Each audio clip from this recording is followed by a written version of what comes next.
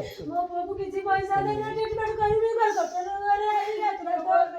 ଏ 11 ବର୍ଷ ପରେ ମୋ ପୁଅ ହେଇଥିଲା ଗୋଟିଏ ବାଡ଼ି ଗଲା ପୁଅ କେତେ କଷ୍ଟ କରି ହେଇଥିଲି ତାକୁ ଏ ରୋଗର ପୀଡ଼ିତ ହେଇଛି ଏ ସବୁ ମାଗି ଯାଉଛି ମୋ ପୁଅକୁ ଟିକେ ଭଲ କରିଦେବି ରେ।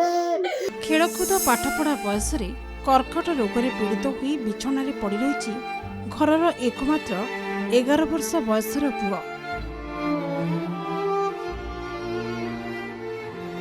ଅର୍ଥାଭାବ ଯୋଗୁଁ ଚିକିତ୍ସା ହୋଇ ନପାରି ବିଛଣାରେ ପଡ଼ି ଜୀବନ ମରଣ ସହ ସଂଗ୍ରାମ କରୁଥିବା ବେଳେ ପୁଅର ଜୀବନ ବଞ୍ଚିବା ପାଇଁ ଘର ଘର ବୁଲି ଭିକ୍ଷା ମାଗୁଛନ୍ତି ବାପା ମା।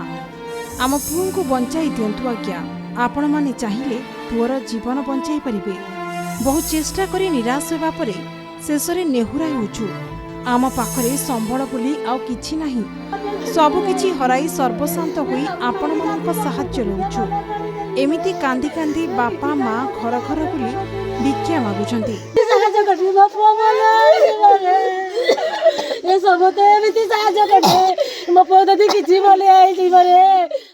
ବୁକୁ ଫଟା କାନ୍ଦ ଆଉ ସହାୟତା ପାଇଁ ତାଙ୍କ ଗୁହାରି ଶୁଣି ସମସ୍ତଙ୍କ ଆଖି ଛଳଛଳ ହୋଇଯାଉଛି। ସାହି ପଡ଼ିଶାଠାରୁ ଆରମ୍ଭ କରି ସମସ୍ତେ କାନ୍ଦି ପକାଉଛନ୍ତି।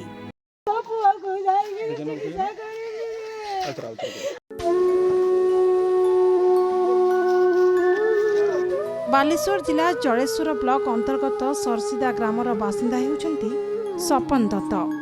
ପରିବାର କହିଲେ ସ୍ତ୍ରୀ ଜାନକୀ ଏବଂ ଏକମାତ୍ର ପୁଅ ନନ୍ଦନ। ସପନ ଅତ୍ୟନ୍ତ ଗରିବ ପରିବାରର ହୋଇଥିବା ବେଳେ ନିଜର ଜମିବାଡ଼ି କିଛି ନାହିଁ। ପର ଘରେ ମୂଲ ଲାଗି ଯାହା କିଛି ରୋଜଗାର କରନ୍ତି ସେଥିରେ ତିନି ପ୍ରାଣୀ କଷ୍ଟେମଷ୍ଟେ ଚଳିଯାଆନ୍ତି। 6 ମାସ ପୂର୍ବରୁ ହଠାତ୍ ପୁଅ ନନ୍ଦନର ବାମପଟ ଆଖି ଫୁଲିବା ଯୋଗୁଁ ପରିବାର ଲୋକେ ହସ୍ପିଟାଲ ନେଇ ଚିକିତ୍ସା କରାଇଥିଲେ। ମାତ୍ର ଚିକିତ୍ସାରେ ଭଲ ହେବା ପରିବର୍ତ୍ତେ ଆଖି ଫୁଲିବାକୁ ଲାଗିଲା। ଧାର କରଜ କରି ବାପା ମା ଭୁବନେଶ୍ୱର ଏକ ଘରୋଇ ହସ୍ପିଟାଲରେ ଭର୍ତ୍ତି କରି ପରୀକ୍ଷା ନିରୀକ୍ଷା ପରେ ଆଖିରେ କ୍ୟାନ୍ସର ହୋଇଛି ବୋଲି ଜାଣିଲେ। ଚିକିତ୍ସା ପାଇଁ ଲକ୍ଷାଧିକ ଟଙ୍କା ଖର୍ଚ୍ଚ ହେବ ବୋଲି ଶୁଣିବା ପରେ ପରିବାର ଲୋକଙ୍କ ପାଦ ତଳୁ ମାଟି ଖସି ଯାଇଥିଲା।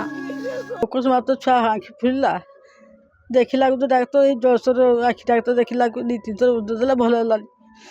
ସେଇ କହିଲା ଯେ ନେଇଯାଅ ଭୁବନେଶ୍ୱର ନେଇଯାଅ, ସେଇଠି ନେଇଗଲେ। ସେଇଟା ଏକ ଅବସ୍ଥା ହେଇଛି। କାରୁଆଳି ବି କରିବୁ କେହି ଆଣିବୁ ଖାଇଛି ଆସି ନାହିଁ, ଜମିବାଡ଼ି କିଛି ନାହିଁ, ସବୁ ବନ୍ଧ ଦିଆହେଇଛି, ଦେଇଛାକୁ ଦେଇଛନ୍ତି। ସାହାଯ୍ୟ କରିବା ପାଇଁ କେବଳ ଧନର ଆବଶ୍ୟକତା ପଡ଼ିନଥାଏ, ତା ପାଇଁ ଗୋଟେ ଭଲ ମନର ଆବଶ୍ୟକତା ପଡ଼ିଥାଏ। ଜୀବନରେ ଆମେ କେତେ ଅର୍ଥ ରୋଜଗାର କରୁଛୁ ତାହା ବଡ଼ କଥା ନୁହେଁ, ମାତ୍ର ଆମ ରୋଜଗାର ଅର୍ଥ କେତେ ଅସହାୟ ବେସାରାମାନଙ୍କ ମୁହଁରେ ହସ ଫୁଟାଉଛୁ ତାହା ବଡ଼ କଥା। ଏ ପରିବାରର ଦୁଃଖ କଥା ଶୁଣିଲେ ଆପଣଙ୍କ ଅନ୍ତରଟା ବି କାନ୍ଦି ଉଠିବ। କାରଣ ବୈବାହିକ ଦାମ୍ପତ୍ୟ ଜୀବନର ବାପା ମାଙ୍କର ଏକମାତ୍ର ସନ୍ତାନ ନନ୍ଦନ ଜନ୍ମଲାଭ କରିଥିଲା। ବାପା ମା ଅତି ଗେହ୍ଲାରେ ଲାଳନ ପାଳନ କରି ଅନେକ କିଛି ସ୍ୱପ୍ନ ଦେଖିଥିଲେ।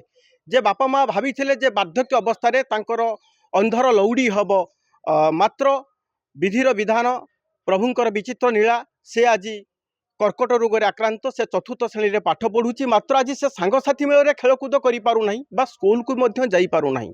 ଆଉ ବାପା ମା ଏକମାତ୍ର ପୁଅ ନନ୍ଦନକୁ ବଞ୍ଚାଇବା ପାଇଁ ଗାଁ ଭୂଇଁ ସାହି ପଡ଼ିଶା ଭିକ୍ଷାବୃତ୍ତିକୁ ଆପଣେଇ ନେଇଛନ୍ତି। ଏପରି ପରିସ୍ଥିତିରେ ହେଲ୍ପରି ଫାଉଣ୍ଡେସନ ଆସି ତାଙ୍କ ଦୁଃଖ ସମୟରେ ପହଞ୍ଚି ସମଦୁଃଖୀ ହେଇଛି ସତ, କିଛି ଆର୍ଥିକ ସହାୟତା ବଢ଼େଇଛି ସତ, ମାତ୍ର ଏ ଅର୍ଥ ତାକୁ ସୁସ୍ଥ କରିପାରିବ ନାହିଁ। ତେଣୁ ଏଇ ଇଲେକ୍ଟ୍ରୋନିକ୍ସ ମିଡ଼ିଆ ମାଧ୍ୟମରେ ମୁଁ ରାଜ୍ୟ ସରକାର, କେନ୍ଦ୍ର ସରକାର ଏବଂ ଓଡ଼ିଶାର 4.5 କୋଟି ଭାଇ ଭଉଣୀମାନଙ୍କୁ ମୁଁ ନିବେଦନ କରିବି, ହେଲ୍ପରି ଫାଉଣ୍ଡେସନ ପରିବାର ତରଫରୁ ଆପଣମାନଙ୍କର ଛୋଟିଆ ସାହାଯ୍ୟ ଗୋଟେ ଅସହାୟ ପିଲାକୁ ଏକ ନୂତନ ଜୀବନ ଦେବ। ସପନ ଜଣେ ଅତ୍ୟନ୍ତ ଗରିବ ପରିବାରର ହୋଇଥିବା ବେଳେ ଅର୍ଥାଭାବ ଯୋଗୁଁ ଓଳିଏ ଖାଇଲେ ଆର ଓଳିକୁ ଉପାସ ରହିବାକୁ ପଡ଼ୁଛି। ଏମିତିରେ ସ୍ତ୍ରୀ ଜାନକୀ ହୃଦରୋଗରେ ଆକ୍ରାନ୍ତ ହୋଇଥିବା ବେଳେ ଅର୍ଥାଭାବ ଯୋଗୁଁ ଚିକିତ୍ସା ହୋଇପାରୁନି। ଶେଷରେ ଉପାୟ ଶୂନ୍ୟ ହୋଇ ପୁଅର ଜୀବନ ବଞ୍ଚାଇବା ଲାଗି ସାହି ପଡ଼ିଶାଙ୍କ ସହାୟତା ଲୋଡ଼ିଛନ୍ତି। ଗାଁରେ ଆମେ ଯେତେବେଳେ ଶୁଣିବାକୁ ପାଇଲୁ ଯେ ସେ ସପନ ଦତ୍ତଙ୍କର ପିଲା ଆଖିରେ କ'ଣ ଗୋଟେ ବାହାରିଛି, ଆଉ ତାଙ୍କୁ ନେଇଗଲେ ଜଳେଶ୍ୱର ଭୂମିକା, ସିଏ ଭୁବନେଶ୍ୱର ପଟିଆକୁ ଟ୍ରାନ୍ସଫର୍ କଲେ। ସେଠି ସେମାନେ ଟେଷ୍ଟ କରି 8 ଦିନ ପରେ ଆଉଳେ ଡକିଲା ପରେ ସେମାନେ ଟେଷ୍ଟରେ ଯେଉଁ ରିପୋର୍ଟ ଆସିଲା ସେଟା କ୍ୟାନ୍ସର ହେଇଛି, 1 ଷ୍ଟେଜ୍ ବୋଲି କହୁଛନ୍ତି।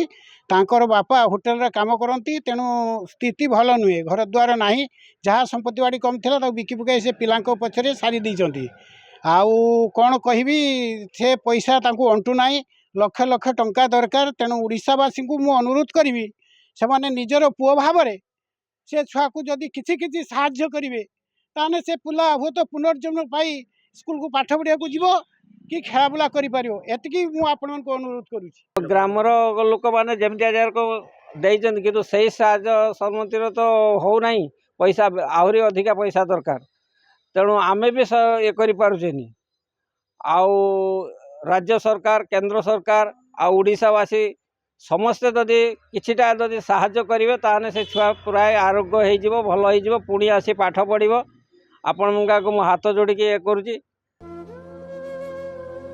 स्वपन को सरकारी स्तर में जदि किछि आर्थिक सहायता मिल पारंता ताहाले तांको पुअर जीवन बंची जाई पारंता।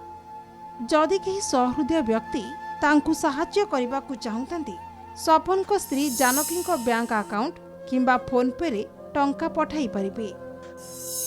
Account details Punjab national bank name Janaki Dutt account number 13880165907 IFC code PUN B01388820 PhonePe number 7013317906 mobile 8984707567।